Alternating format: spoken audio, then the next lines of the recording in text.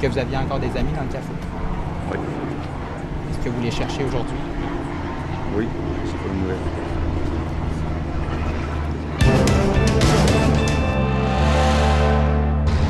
C'est un terrible drame qui frappe la communauté de Lac-Mégantic.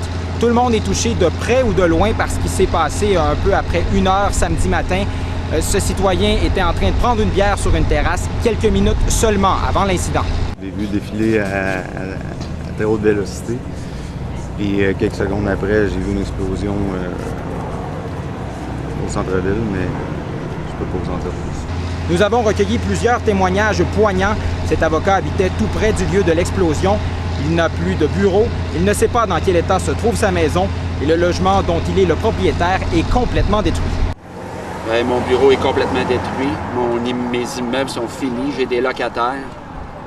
Je suis à côté du Musicafé. Il y a des locataires là aussi. Là, on se parle avec des amis, puis c'est sûr qu'il manque du monde.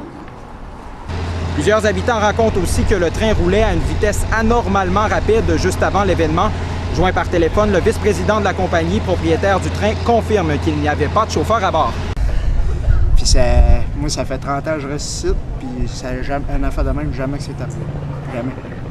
Ça a déjà arrivé que ça déraille, mais pas aussi grave que ça, jamais. À une dizaine de kilomètres de Lac-Mégantic, aux abords de la route 161, les inspecteurs de la Sûreté du Québec cherchaient à comprendre l'origine du drame.